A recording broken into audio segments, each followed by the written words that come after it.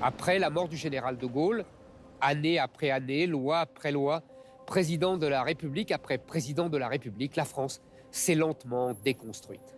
C'est l'histoire de cette déconstruction que je veux vous raconter aujourd'hui. L'histoire de cette plongée dans les eaux glacées de l'individualisme et de la haine de soi. 50 ans de l'histoire de notre pays pour ce que j'ai appelé le suicide français.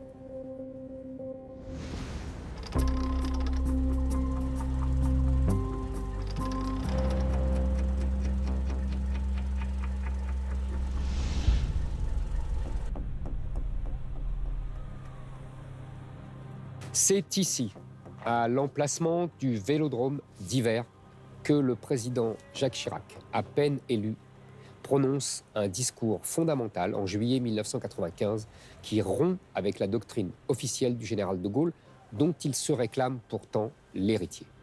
53 ans après l'arrestation de milliers de juifs étrangers par la police française vers les camps de la mort, il affirme « La France, patrie des Lumières, patrie des droits de l'homme, la France, terre d'accueil, terre d'asile. La France, ce jour-là, accomplissait l'irréparable.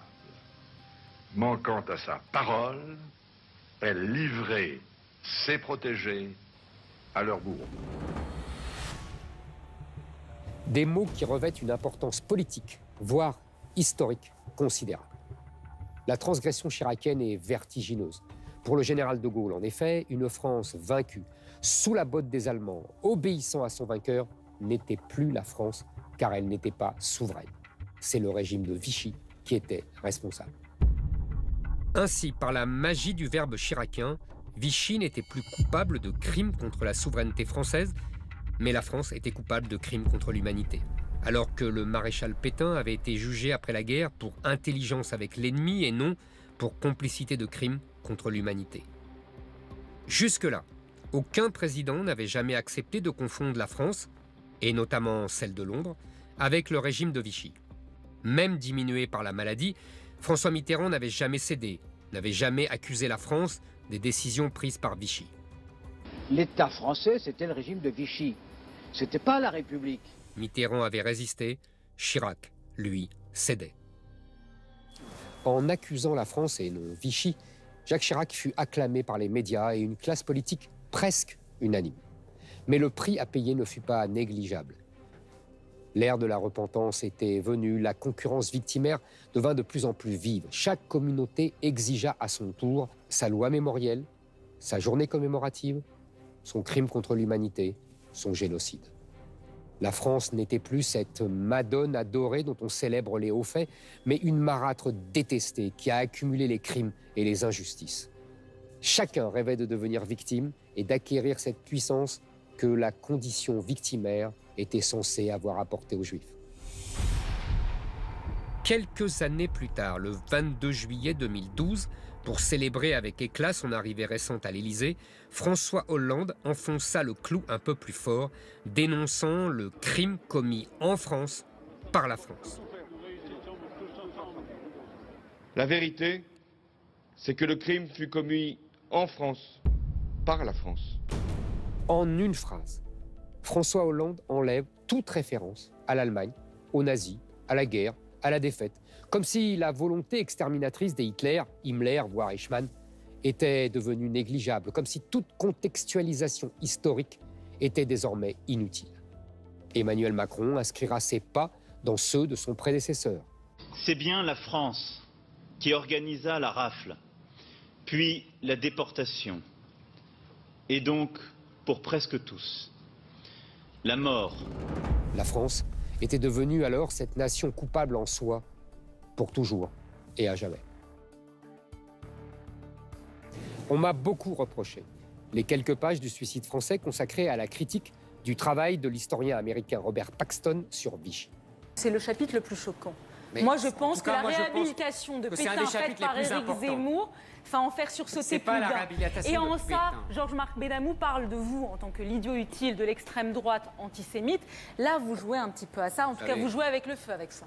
Rien n'est plus ridicule que de penser que je m'étais engagé dans un processus hasardeux de réhabilitation de Pétain. Rien n'est plus injuste que de croire que je pouvais approuver les mesures de discrimination à l'encontre des Français de confession juive dont mes propres parents et grands-parents ont pâti. Il ne s'agissait pas de rouvrir une plaie par plaisir. Il ne s'agissait pas de briser un tabou de gaieté de cœur. Ce n'est pas par goût de la transgression que je me suis aventuré sur ce terrain historique glissant. Sur la base de Paxton, on a expliqué que la France, c'était le mal absolu, et que dès que l'État faisait une distinction entre les Français et les étrangers, ça nous menait à Auschwitz. Et donc, j'explique que c'est faux, et que c'est beaucoup plus compliqué que ça. Et que la préférence nationale, c'est bien, et que c'était déjà bien sous Pétain, c'est ça que vous voulez dire ? Ma chère Léa, la préférence nationale, s'il n'y a pas de préférence nationale, il n'y a pas de nation. Non, cette bataille n'est pas pour moi dans le passé, mais dans le présent. Car un passé déformé écrase un présent effrayé. Depuis 40 ans, la gauche antiraciste a instrumentalisé Vichy et les Juifs pour interdire à tout gouvernement, tout parti, tout homme politique de protéger les Français contre l'invasion migratoire qu'ils subissent aujourd'hui. On dit aux Français, si vous renvoyez les immigrés dont vous ne voulez pas, vous êtes les héritiers des salauds qui ont exterminé les Juifs pendant la Seconde Guerre mondiale et vous êtes des salauds vous-même. J'ai voulu trancher ce nœud gordien pour libérer notre pays de cette culpabilité écrasante qui l'empêche de se protéger aujourd'hui. Cette culpabilité écrasante qui le tue littéralement à petit feu. J'ai voulu démontrer aux Français la complexité de leur passé pour qu'ils puissent affronter sans peur le combat d'aujourd'hui pour leur survie en tant que nation. On comprend mieux les forces colossales qui font tout pour me faire taire.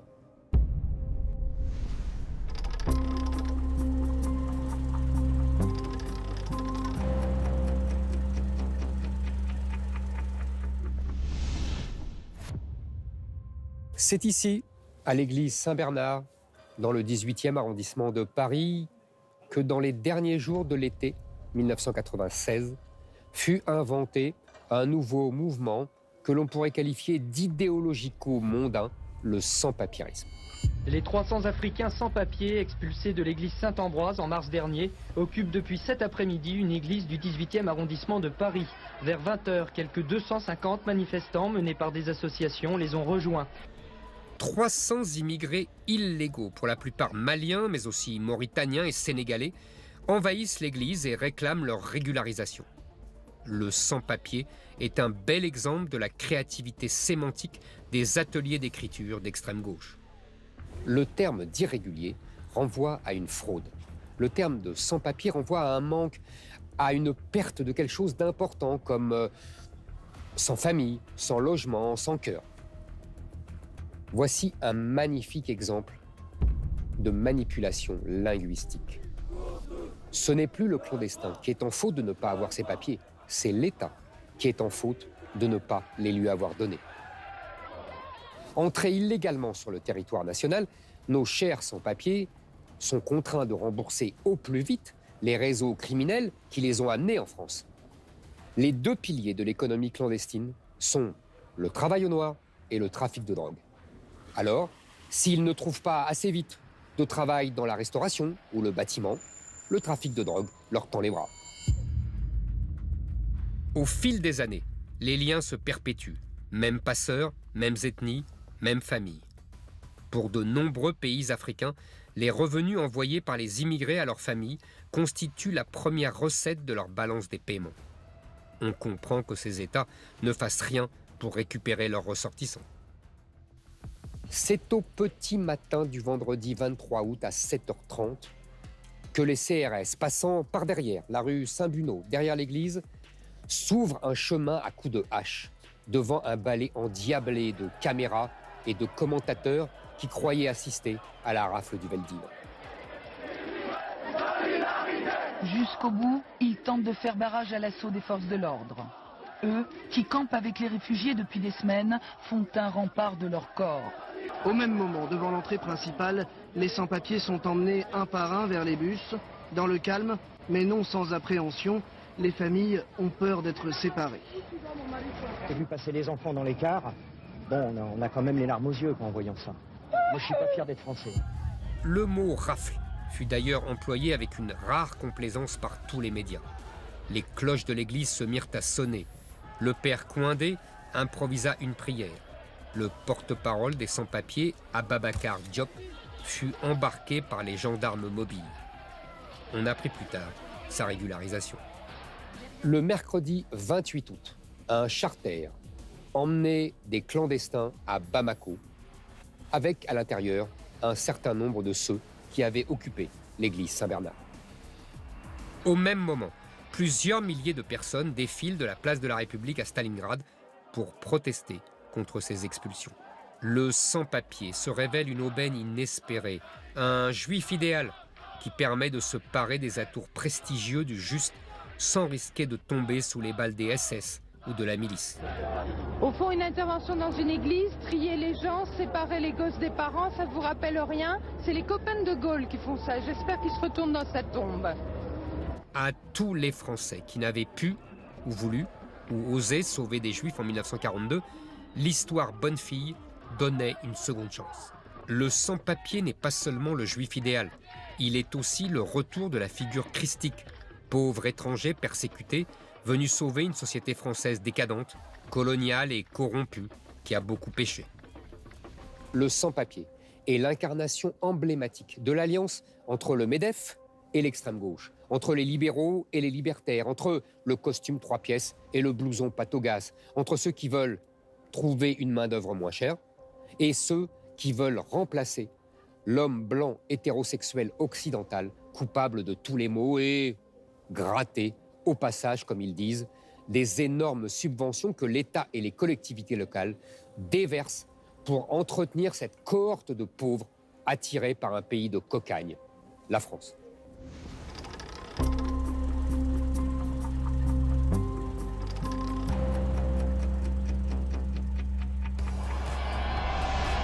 Du jamais vu depuis bientôt un demi-siècle. Paris qui exulte, Paris qui tient ses libérateurs, 1,5 million de personnes sur les Champs-Élysées, une nuit blanche pour voir la vie en bleu. En ce soir de folie du 12 juillet 1998, l'équipe de France de football gagne pour la première fois de son histoire la Coupe du Monde. C'est de la pure folie, là! Qui plus est dans son propre pays et dans ce stade magnifique construit pour l'occasion. On est championne, on est championne, on est championne.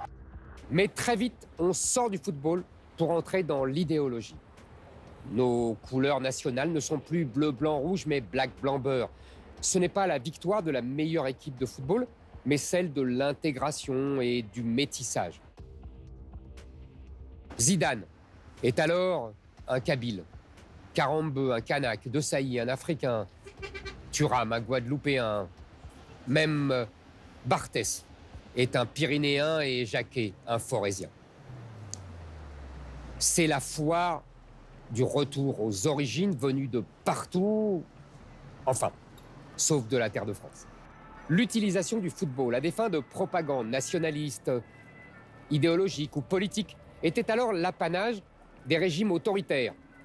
Fascisme italien, franquisme espagnol ou dictature militaire argentine ou brésilienne.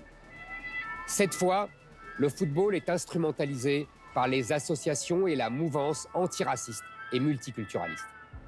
L'équipe de 1998 n'était pas plus métissée que sa glorieuse devancière de 1982, ou même que celle de 1958. Le football français a toujours puisé, à l'instar de ce qui se passait dans les usines ou à la mine, dans l'immigration du moment, belge, polonaise, italienne, espagnole, kabyle, africaine. C'est le regard que l'on porte sur elle qui avait alors changé. Coppa et Platini ou Tigana, Moros, Piantoni, Giangini, Janvion, Trésor étaient regardés comme des Français. On insistait sur la chance qu'ils avaient eue de le devenir et non sur la chance qu'ils étaient pour la France. L'équipe de 1998 était dirigée d'une main de fer par l'entraîneur Aimé Jacquet et le capitaine Didier Deschamps. Deux Français de souche, pur produit de cette France rurale et ouvrière qui agirent comme l'avaient fait leurs ancêtres ouvriers et paysans, accueillant souvent roides les nouveaux venus, leur inculquant le savoir-vivre et le savoir-être français, leur servant de référent dans le lent et exigeant travail d'assimilation au vieux pays. Entre le hussard noir de la République Jacquet et le chef d'atelier, le taulier, comme on dit dans le foot, Deschamps, les traditions étaient maintenues. Mais n'idéalisons pas, le vert multiculturaliste était déjà dans le fruit. 3 ans plus tard, dans ce même stade, la magie black-blanc-beurre n'allait plus faire illusion. Le 6 octobre 2001, la Fédération française de football a l'heureuse idée d'organiser un match amical entre la France et l'Algérie. Au-delà du résultat final, c'est la fraternité entre les deux nations que les dirigeants naïfs de la FFF veulent promouvoir avec Zidane, trait d'union entre les deux nations, les deux cultures. Ils seront servis. Le Stade de France est rempli de jeunes spectateurs venus de Seine-Saint-Denis. Ils sont tous, pour la plupart, de nationalité française, mais acclament l'équipe d'Algérie. D'emblée, ils sifflent la Marseillaise, la couvrent d'injures et de sarcasmes. Puis, ils sifflent l'équipe de France, conspuent Zidane, le traître, à chaque fois qu'il touche le ballon. Les joueurs bleus, abasourdis, ont l'impression désagréable de jouer à l'extérieur. Dans la tribune, le Premier ministre Lionel Jospin et la ministre des Sports, la communiste Marie-Georges Buffet, ne savent quelle attitude adopter. Ils hésitent à quitter le stade, restent et le regretteront amèrement. Tout au long du match, les ballons s'accumulent dans les filets du gardien de but de l'Algérie. Sur cette accélération, la défense algérienne est débordée. L'effort et le dernier geste de Pires sont parfaits. Candela en profite. La France vient d'affirmer sa supériorité. Dès lors, les tricolores déroulent. Manu Petit, peu après la demi-heure de jeu, développe toute sa puissance. Montre la précision de son pied gauche. Le 3e but français maintenant, à 4 minutes de la pause. Un but estampillé 100% tricolore. 3-0, que dire de plus? Pires, qui a envie de prolonger la fête, termine le travail. 4-1. La victoire de l'équipe de France est trop écrasante pour les jeunes admirateurs de l'Algérie qui, soudain, envahissent le terrain pour interrompre l'insupportable humiliation de leur équipe nationale. Le service d'ordre n'a pas scié sur le terrain, comme dans les tribunes officielles. La confusion règne. Les arbitres suspendent le match. Thuram, furibond, attrape un jeune supporter par le bras et l'agonie d'injures. Marie-Georges Buffet s'empare du micro et supplie de respecter la joie.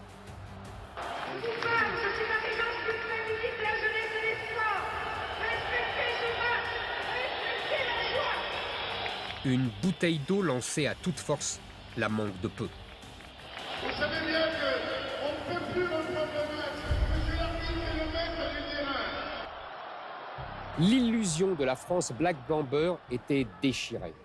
L'escroquerie idéologique antiraciste apparaît alors sans phare. Ses auteurs en boiront le calice jusqu'à la lie, car la suite sera encore pire. Les jeunes des cités deviennent majoritaires dans les centres de formation de France et de Navarre. Le football français devient le football des banlieues françaises. L'islam entre alors dans les vestiaires. On ne se douche plus nu, mais en caleçon par pudeur, et on exige de la nourriture halal. Lors de la Coupe du Monde 2010 en Afrique du Sud, des joueurs révoltés refuseront de s'entraîner et s'enfermeront dans leur bus devant les caméras du monde entier. La France découvre alors ce qu'est devenu le foot français et son équipe nationale. On apprendra que les joueurs étaient sous la coupe de ceux qu'on appelait des caïds, Ribéry, Evra, Anelka, et que ce dernier traitait son coach d'enculé. Celui-ci s'appelait Raymond Domenech, bobo, progressiste, militant de gauche, qui avait demandé à la télévision sa fiancée en mariage le soir d'une défaite de son équipe. Ce jour-là, près du bus, il en est réduit à lire un communiqué qui sidère la France et le monde entier. Par ce communiqué, tous les joueurs de l'équipe de France, sans exception, souhaitent affirmer leur opposition à la décision prise par la Fédération française de football d'exclure Nicolas Anelka. Les joueurs de l'équipe de France. Merci monsieur, au revoir. En 2010, le comportement de l'équipe nationale mettait alors à jour des maladies mortelles que les médias avaient l'habitude de mettre sous le tapis. Alors, dans la précipitation, on doit changer de discours. Dans la bouche des politiques, des journalistes, des intellectuels, ces jeunes deviennent des sales gosses, pourris par l'argent et l'individualisme moderne, et non plus, comme leurs aînés, des modèles de l'intégration à la française.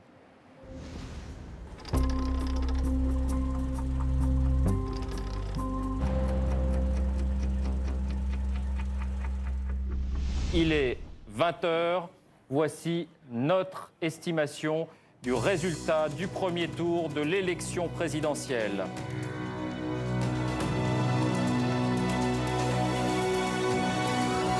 En tête, Jacques Chirac, 20% des voix. Énorme surprise, Jean-Marie Le Pen semble devoir être le second avec 17% des voix. Il y a le tube de l'année, la voiture de l'année, le film de l'année. Cette année-là, en 2002, il y eut aussi le slogan de l'année, « No pasarán ». Certains avaient tenté de ravauder ce cri antique qui sentait un peu trop sa guerre d'Espagne. Ils ne passeront pas. Avant même la fermeture des bureaux de vote en ce dimanche 21 avril 2002, la nouvelle de la qualification de Jean-Marie Le Pen au second tour de l'élection présidentielle contre Jacques Chirac court déjà les rédactions. Le candidat socialiste, Premier ministre sortant Lionel Jospin, est éliminé. J'assume pleinement la responsabilité de cet échec et j'en tire les conclusions en me retirant de la vie politique après la fin de l'élection présidentielle. Les guignols de l'info exhortent les Français à entrer en résistance. Voilà, c'est donc Le Pen et Chirac. Ouais. Alors voilà, on va donner tout de suite l'antenne à Carl Zéro parce que là, j'ai pas du tout envie de rire. Chaque soir, les chaînes de télévision diffusent des images de la montée au pouvoir des nazis en Allemagne, de l'extermination des Juifs et de la Seconde Guerre mondiale. Je suis petit-fils de déportés, mort en camp de concentration, et que je ne peux pas supporter l'idée qu'un mec comme Le Pen puisse arriver un jour au pouvoir.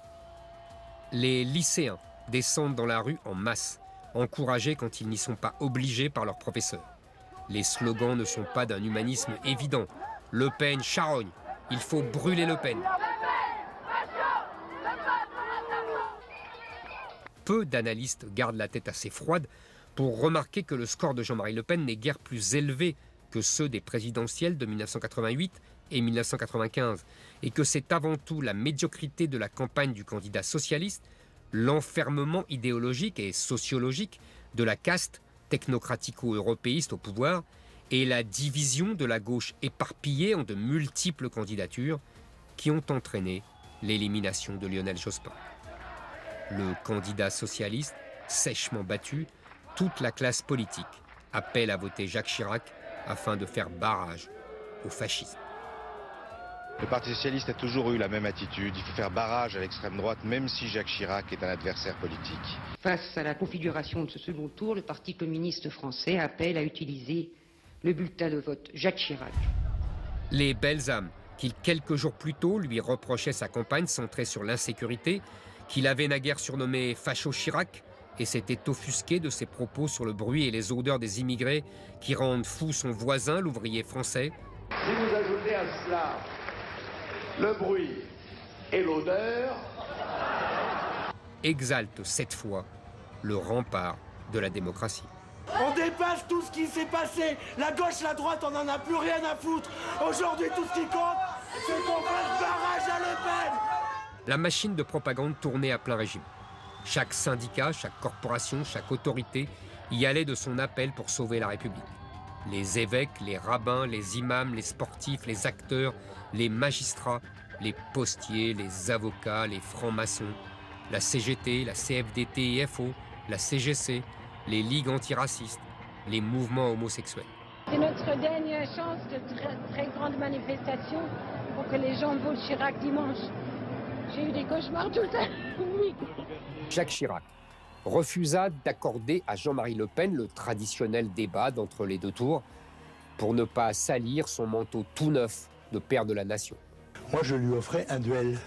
Et quand un adversaire d'un duel est considéré comme s'étant retiré, il est déshonoré. C'est une pitoyable dégonflade. Mais cette dérobade lui valut un concert de louanges. Comme disait Saint-Just, pas de liberté pour les ennemis de la liberté. Je ne peux pas accepter la banalisation de l'intolérance et de la haine. Son élection triomphale, avec 82% des suffrages qui rappelaient le score des potentats africains dont il était le grand ami, suscita une infinie reconnaissance. Tout le monde avait oublié qu'au soir du premier tour, Jacques Chirac n'avait obtenu que 20% des suffrages exprimés, le score le plus faible, presque humiliant, d'un président sortant de la Ve République.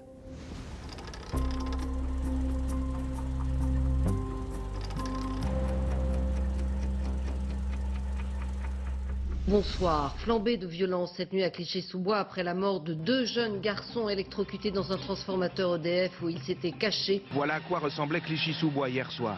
Des feux de voitures aux 4 coins de la ville, des bâtiments administratifs pris pour cible. Jusqu'à 3 h du matin, des dizaines de casseurs ont tout détruit sur leur passage et joué au chat et à la souris avec les forces de l'ordre. C'est toujours la même histoire.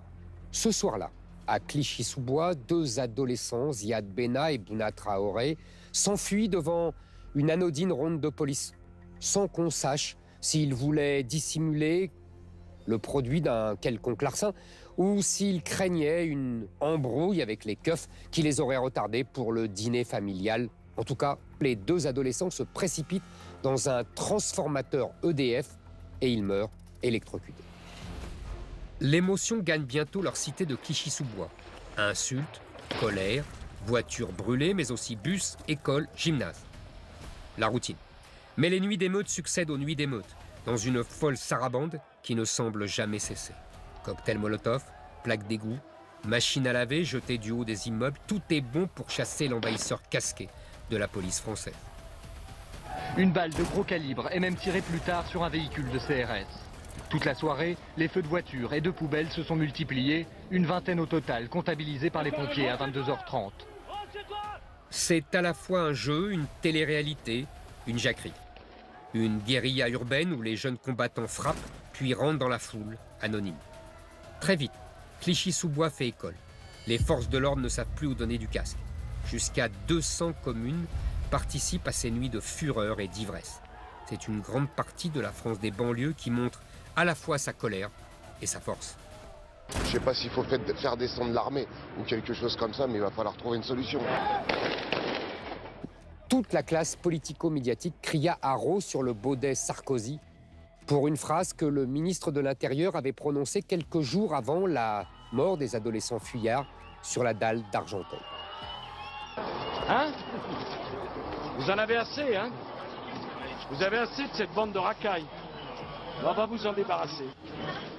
Les rodomontades sarkozystes étaient alors crédibles. Seul ce roi feignant de Chirac, croyait-on, l'empêchait d'être efficace. Le 31 octobre, une grenade de gaz lacrymogène tomba devant la mosquée de Clichy, avivant encore la fureur des émeutiers contre cette offense faite à l'islam. J'ai réussi à fermer la 2e porte et ils ont tiré, vu que celle-là a été fermée, ils ont tiré sur l'autre. Et là encore le gaz bien sûr, regardez encore. On dénombra 10 000 véhicules incendiés, 300 bâtiments publics calcinés, des écoles vandalisées et des maisons associatives pillées, 130 policiers et émeutiers blessés, 2700 personnes placées en garde à vue. Les dégâts furent estimés à plus de 200 millions d'euros. Dans les mois qui suivirent, au cours d'innombrables émissions de télévision, colloques, conférences, les experts, sociologues, commentateurs, politiques de gauche communièrent dans la thèse devenue vite doxa officielle et impérieuse de la révolte sociale. Le malaise social, les conflits sociaux, en tout cas, il y a bien une violence sociale qui est généralisée. C'est sur cela qu'il faut travailler. Quand je parlais de rage commune, c'est sur cela qu'il faut travailler. Ils tentèrent, les uns après les autres, de donner un sens politique à une rébellion qui n'en avait émis aucun. Les lacunes de la République furent dénoncées à profusion. Les souvenirs de la colonisation furent convoqués à l'éternel procès de la France. 5 mois plus tard, c'est une autre jeunesse qui descend à son tour dans la rue. Dans sa bataille pour l'emploi, c'est en direction des jeunes que Dominique de Villepin lance une nouvelle offensive. Une priorité, mettre fin à la précarité de l'emploi chez les 18-25 ans. En février 2006, quand Dominique de Villepin instaura le CPE, le contrat première embauche, il désirait réduire le chômage massif des jeunes des banlieues.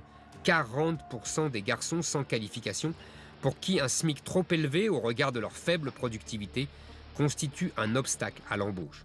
Mais cette fois, c'est la jeunesse diplômée des écoles qui se révolta, tandis que celle de la banlieue resta coite, indifférente.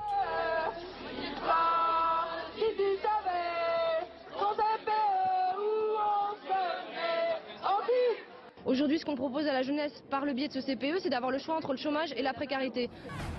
Ces deux jeunesses-là sont connues, reconnues, médiatisées. Elles sont les produits des métropoles mondialisées. Elles sont toutes deux des privilégiés, car vivant dans les lieux majeurs de production et d'échange, là où il y a emploi dans les services et richesses, y compris illégales. Elles sont à la fois complices et ennemies. On refuse l'avenir qui nous est proposé, que le chômage, c'est un problème qui concerne l'ensemble de la société et que notre génération n'est pas prête à payer la facture. La jeunesse diplômée des centres-villes fait profession d'antiracisme et de tolérance à l'égard des minorités. Elle est fascinée par la jeunesse des banlieues à qui elle emprunte, dans un mimétisme classique, ses codes langagiers, ses codes vestimentaires, tandis que certains d'entre eux lui achètent sa drogue. Nous filmons en caméra cachée aux abords d'un lycée parisien. Sans même chercher, nous tombons sur 3 jeunes en train de fumer du cannabis juste devant la sortie. En une semaine, cette lycéenne de seconde a commandé 2 fois à distance. C'est dans les beaux quartiers que ça marche le mieux parce qu'il y a moins de gens qui vendent et il y a plus d'argent. Dans le film Entre les murs, Palme d'or à Cannes, tiré d'un livre de François Bégodeau, on relevait l'incapacité des professeurs à transmettre la langue et la culture française à des élèves qui la rejettent avec horreur. De son côté, la jeunesse dorée des écoles, encouragée par les parents et les institutions scolaires, ne rêve que d'études à l'étranger, à New York, à Londres, à Singapour, à Montréal ou à Milan. Ce refus de l'appartenance française est sans doute le point commun majeur qui lie ces deux jeunesses que par ailleurs tout sépare. La jeunesse dorée fuit le territoire national que la jeunesse des banlieues investit. En avril 2022, ces deux jeunesses se sont rejointes dans le vote Mélenchon et en juin 2023, l'histoire recommence. C'est un refus d'obtempérer qui, une nouvelle fois, a viré au drame. Le conducteur avait 17 ans, il était connu des services de police. Interpellé ce matin, il aurait d'abord ralenti, puis accéléré. Un agent a alors ouvert le feu, le blessant mortellement au thorax. Cet agent est ce soir en garde à vue pour homicide volontaire. Et là encore, tout recommence. Émeutes, pillages, destruction des bâtiments publics lorsqu'ils arborent le drapeau tricolore, agressions et violences contre les policiers. Comme en 2005, c'est à la fois une révolte contre la France et son État et une razzia de tout ce qui pouvait être volé. Et cette fois encore, la jeunesse diplômée soutient la révolte, les casseurs, les voleurs. Mais une troisième jeunesse vit à l'ombre des deux autres dans l'indifférence générale. Celle souvent éloignée des grands centres urbains issus de la classe populaire française qui cumule formation modeste, stage et petits boulots, et se sent de plus en plus étrangère dans son propre pays. Méprisée qu'elle est par les élites médiatiques, ignorée par les élites universitaires qui ne déploient pas de discrimination positive en sa faveur, et par les élites économiques qui préfèrent délocaliser leurs emplois à l'étranger. Cette jeunesse rumine sa mise à l'écart symbolique. Elle vit dans son corps même, dents, peau, poids, les ravages de la prolétarisation. Elle a du mal à séduire les filles qui lui préfèrent souvent le bagout de la jeunesse des écoles ou même la virilité ostentatoire des racailles de banlieue. Lors de la mort du petit Thomas à Crépol, près de Romans-sur-Isère en novembre 2023, toute la France comprit d'instinct que lorsque ces deux jeunesses-là se rencontraient, il y avait de l'électricité dans l'air et de l'animosité, de la violence aussi.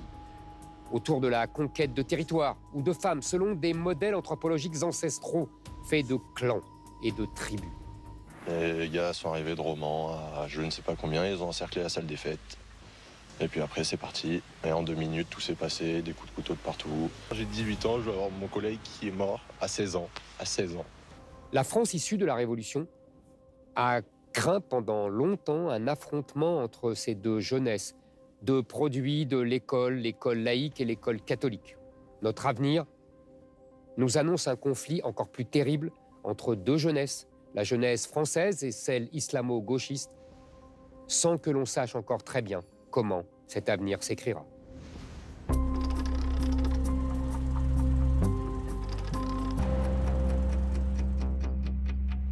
Il est 21h59 et 55 secondes. Voici maintenant notre estimation Ipsos des résultats de ce référendum.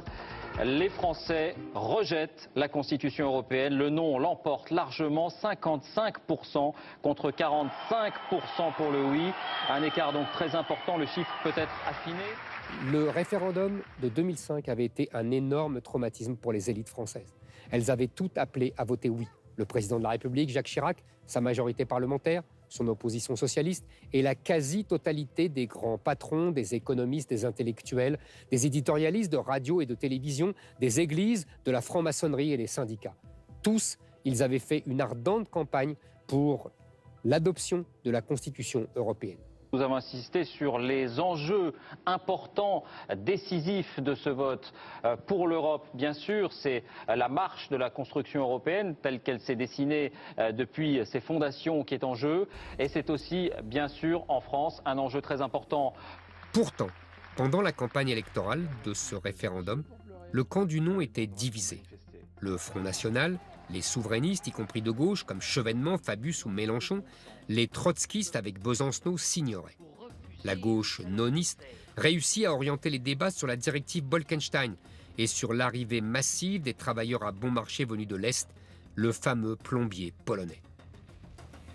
Moi, je voudrais bien que des plombiers polonais se présentent pour faire du travail, parce que c'est très difficile de trouver un électricien, un plombier, où j'habite, dans le nord de la France. À 3 semaines du référendum, les sondages prédisaient la victoire du oui. Mais dans la course finale, le non se rapprochait et le dépassait même. Contre toute attente, le 29 mai 2005, le traité de la Constitution européenne fut repoussé. 8 jours plus tard, les Hollandais appuient les Français en refusant le même texte à plus de 60% des suffrages. Le traité constitutionnel était rejeté, alors même que 8 pays européens l'avaient déjà ratifié. Mais les électeurs français et néerlandais vont se faire voler leur vote par un tour de passe-passe dont l'Union européenne a le secret. 2 ans après le référendum, le 13 décembre 2007, les pays européens signent un traité institutionnel modificatif à Lisbonne qui donne le pouvoir non plus au peuple, mais au Parlement. C'est la lune de miel, Monsieur le Président? Angela, il demande... Demandez-lui. Honeymoon. Oui. C'est ainsi qu'en février 2008, l'Assemblée nationale française autorise le président de la République à ratifier le traité de Lisbonne par une écrasante majorité. Pour 336, contre 52. Le Sénat ne tarda pas à suivre les députés. Dès lors que le projet de constitution européenne se trouvait écarté, on ne pouvait en rester là. Il fallait débloquer un système de décision qui ne correspondait plus aux exigences d'une Europe à 27 et qui la paralysait. C'est ainsi que le 1er décembre 2009, le traité de Lisbonne entre en vigueur dans l'ensemble de l'Union européenne, au mépris des peuples qui avaient voté contre lors du référendum de 2005. Grâce à ce traité, le droit communautaire l'emporte sur le droit national et l'OTAN demeure le cadre de défense des pays membres de l'Union. Today, in the 21st century, we are living in a new globalized world, but we, Europeans, have a new chart to guide us, the Lisbon Treaty. Le référendum a été rangé par nos politiques et nos technocrates au rayon des accessoires surannés. Il est regardé par nos dirigeants comme un objet dangereux à ne pas mettre entre toutes les mains. On dit « le peuple ne répond jamais à la question posée. Il ne peut pas résoudre des problématiques aussi complexes. Il est animé par des passions mauvaises, démagogiques et nationalistes. » Depuis lors, le peuple est ce mineur à vie, ce vagabond sans domicile fixe. Le suffrage censitaire a été rétabli.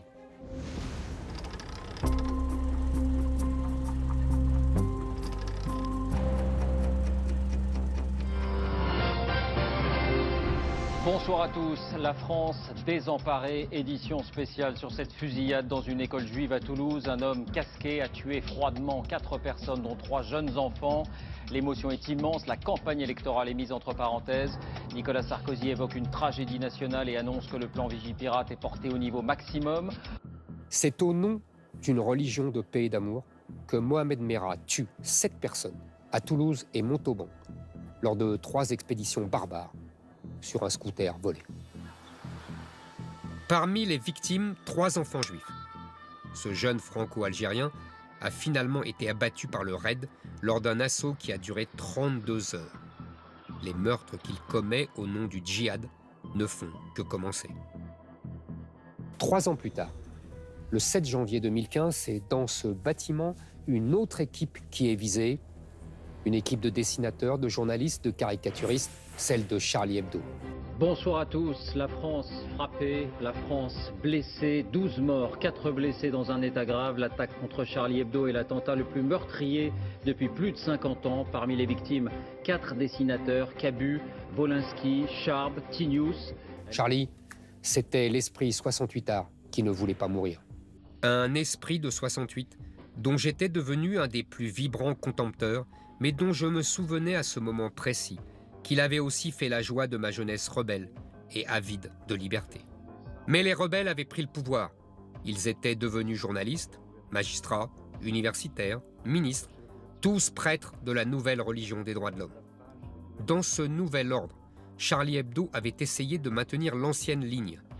Forcément, il allait se cogner au nouveau pouvoir, celui des minorités, féministes, gays, antiracistes et surtout au nouveau sacré, l'islam.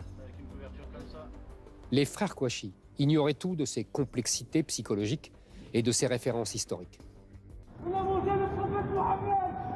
En criant Allah Akbar, ils ont vengé leur prophète. Mais par la même occasion, ils ont mis la dernière rafale de Kalachnikov dans le cercueil de mai 68. Ces libertaires hédonistes avaient, par un humanitarisme antiraciste, empêché toute limitation à une immigration de culture arabo-musulmane qui était pourtant leur parfait contraire. Ceci a tué cela, la parenthèse enchantée était définitivement close. Mais l'histoire ne s'arrêtait pas là. 2 jours plus tard, un attentat antisémite était perpétré à l'hypercacher de Vincennes. Et une toute dernière minute, une fusillade a éclaté vers 13h, il y a 25 minutes, à porte de Vincennes à Paris. Son auteur, Amédi Koulibaly, était déjà recherché par la police pour l'assassinat commis la veille d'une policière municipale de Montrouge.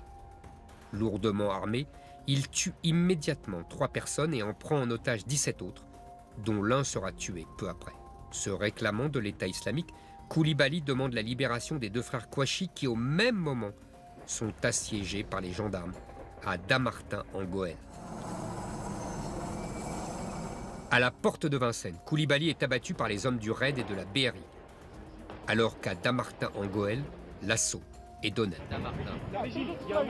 Une explosion. Une épaisse fumée s'élève au-dessus du toit de l'imprimerie. Les frères Kouachi tentent une sortie. Les échanges de tirs sont très nourris. La police abat finalement les 2 hommes. Mais la tragédie ne s'arrête pas là.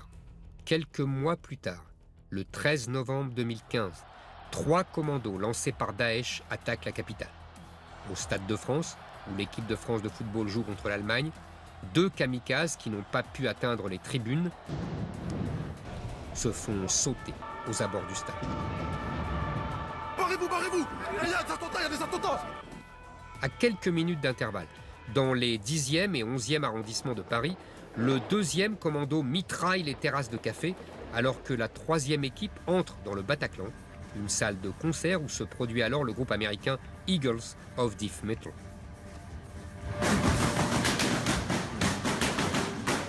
Tirant sur la foule, il tue 90 personnes avant d'être éliminé par les forces de l'ordre. Le bilan officiel des victimes fait état de 130 morts et de 413 blessés. Ces attentats sont les plus meurtriers perpétrés en France depuis la guerre d'Algérie. Cette année 2015 est celle d'un grand basculement. À l'Élysée, François Hollande confie à quelques journalistes « Tout ça finira par une partition ». Il tente d'imposer une large déchéance de nationalité à tous ceux qui ont trempé ou tremperont dans le djihadisme, comme une première reconnaissance symbolique de cette 5e colonne qui nous menace. Mais la gauche et les belles âmes se récrient, Hollande cède, il se contentera d'envoyer nos avions raser Mossoul, l'antre de Daesh.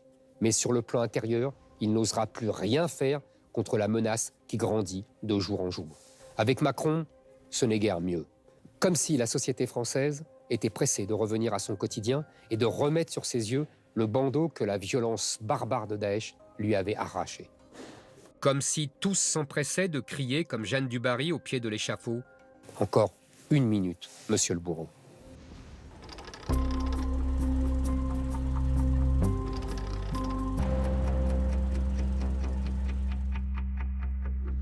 Bonsoir à tous. À quoi donc ressemblait cette journée de mobilisation des Gilets jaunes? Un samedi clairement sous tension. On ignorait quelle serait l'ampleur de ces rassemblements inédits, nés d'un mouvement spontané contre la hausse des carburants. Les Français, qui sont parmi les plus taxés au monde, ne supportent pas cette nouvelle taxe du prix du carburant. Ils descendent dans la rue et bloquent routes et ronds-points dans tout le pays. On reste bloqué ici. C'est la taxe de trop, quoi. La taxe de trop. On paye les cotisations, il y a tout. On dit que les taxes professionnelles, on a tout à payer, on augmente tout, les charges. Et on paye, on dit rien. Les Français ne disent rien. C'est pas juste l'essence, c'est un ras-le-bol général. Voilà, c'est la population s'étouffe. On s'étouffe. Les revendications se cristallisent rapidement autour du pouvoir d'achat des Français. Le mouvement s'amplifie sur les réseaux sociaux. Les Gilets jaunes affichent leur volonté de défier l'État jusque dans la capitale. Certains gilets jaunes parviennent à moins de 200 mètres du palais de l'Élysée pour faire entendre au président une Marseillaise et un slogan « Macron démission ». Tous les samedis, les gilets jaunes défilent dans les rues de Paris. Mais on est loin des consignes précautionneuses données à la police dans les banlieues. Face aux gilets jaunes chaque samedi, des policiers armés de flashballs ou de lanceurs de balles de défense. Et chaque samedi, des blessés. Cet homme aurait été touché par un tir de LBD et a dû être placé en coma artificiel. Le LBD, une arme controversée. Les forces de l'ordre les bloquent d'un côté, de l'autre. À plusieurs reprises, la situation dégénère. Les images d'une violence débridée dans toutes les grandes villes françaises et en particulier à Paris, les dégradations de l'Arc de Triomphe choquent le monde entier. Ah bah de toute façon ça va déclencher une guerre civile hein. Et moi comme la plupart des citoyens qui sont là, je pense qu'on est tous prêts hein. On en a marre hein, de payer tout le temps. Tout se passe comme si chaque samedi la France périphérique reprenait possession des centres urbains. Au bout de quelques semaines, la révolte populaire anti-impôt est prise en main par l'extrême gauche. Le combat change d'âme. Les militants antifascistes font taire les slogans anti-immigrés et dirigent la colère contre les riches et le libéralisme. Les gilets jaunes, souvent sans conscience politique, sont manipulés et instrumentalisés dans un combat qui n'est plus le leur. Le 10 décembre, face à plusieurs semaines de mobilisation et de violence, Emmanuel Macron prend la parole dans une allocution aux Français. Le but ? Apaiser la colère des manifestants avec l'annonce de plusieurs mesures sociales. Les événements de ces dernières semaines dans l'Hexagone et Outre-mer ont profondément troublé la nation. Le président renonce à sa taxe écologique sur l'essence, qui avait mis le feu aux poudres, et annonce une dépense exceptionnelle de 17 milliards d'euros pour apaiser la révolte.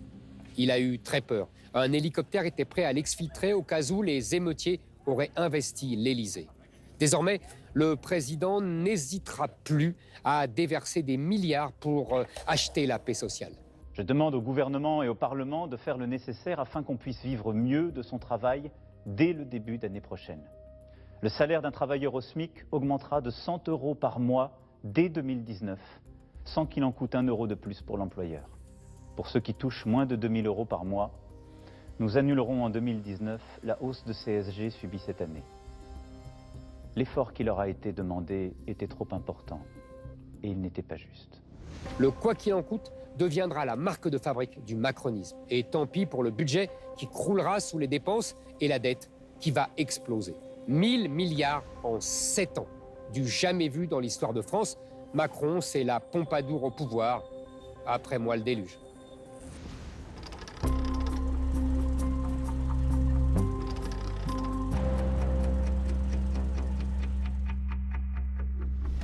Et on commence ce journal par cette image qui vient de nous parvenir d'un nuage de fumée au-dessus de Notre-Dame. Un incendie s'est déclaré il y a 3 quarts d'heure dans les combles de la cathédrale. Je pleure, tu pleures, nous pleurons. Le monde entier pleure. 1. La France redécouvre qu'elle est une terre chrétienne. 2. La France redécouvre qu'elle est aussi la terre de la beauté. Une beauté des paysages, des bourgades, des rues, des églises, des façades des maisons, des places, des peintures, des musiques, de la langue, de la littérature. Toute cette beauté, héritée des Grecs et des Romains, pétrie et remodelée par l'Église, imposée par elle. Toute cette beauté qui finira par s'émanciper d'elle et se retourner contre son magistère. La France est femme. La démolition de l'identité française a commencé par le saccage de la beauté de la France.